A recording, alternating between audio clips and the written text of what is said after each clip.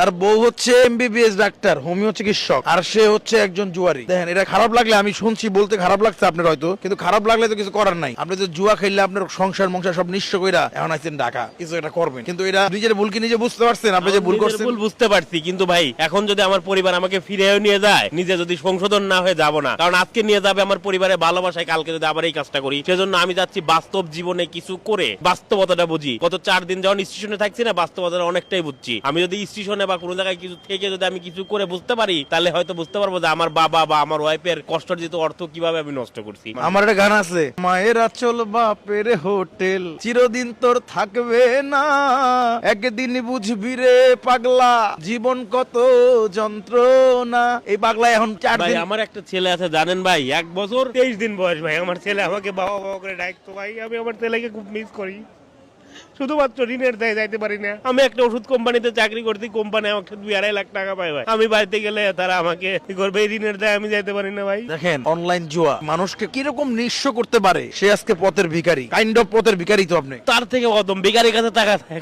আমার কাছে তাও থাকে না। ভাই আজকে 4 দিন পরে ভাই ভাত খাইছি ভাই, জানেন 2 প্লেট ভাত আর একটা আলু ভর্তা আর ডাল, 50 টাকা। এটা আমার কাছে অনেক। আর সবচেয়ে বড় কথা, আমি আজমার পেশেন্ট, আমি আজমার ওষুধ কেনার মতন টাকা থাকে না। ভাই অনেক দিন পরে আজকে কামাই করছি, তারপরে কিনছি। তারপরে আমার কাছে আজমার কোনো অ্যাভেলেবল, যদি কখনো শ্বাসকষ্ট ওঠে, আমি ইনহেলার না ব্যবহার করলে মারা যাবো। এখন কখন উঠবে আমি জানি না। ভাই আপনি তো খালি মা বাবার বোঝা না, আপনি এই দেশের বোঝা। জানেন, যারা হচ্ছে অনলাইন জুয়া খেলে, দেশের টাকাগুলো যারা জুয়া খেললে বিদেশে পাঠাই দেয়, তারা দেশের শত্রু। খালি মা বাবার বোঝা না, আপনি মা বাবার টাকা পাঠাইছেন, কোম্পানির টাকা চুরি করে পাঠাইছেন, এটাই করছেন, কিন্তু আপনি তো দেশের সম্পদটা বাইরে পাঠাই দিচ্ছেন। বুঝেন নাই? বড় ধরনের অপরাধ করছেন আপনি। হ্যাঁ, কি একটা সুযোগ দিব ভাই? আপনারা একটু বলেন, সবাই একটু বলেন। ভালো হলে সুযোগ দেন, ভালো হয় দেন দেন। এই এতটি মানুষ সাক্ষী, এনে 100 মানুষের উপরে হবে সাক্ষী। এই মানুষগুলোর সামনে আপনার ক্যামেরা ধারণ করতেছে ভিডিও। আপনি যদি ভালো হন, জি ভাই আমি তো ভালো হবো। আমার সন্তানের জন্য ভাই, আমার সন্তানের নাম রিশাদ, 1 বছর 23 দিন বয়স। আমি এ জীবন যা করছি, আমার নিজের ছেলের জন্য ভালো হইতে চাই। ভাই পৃথিবী কের জন্য ভালো হবো না, শুধুমাত্র রিশাদের জন্য ভালো হবো।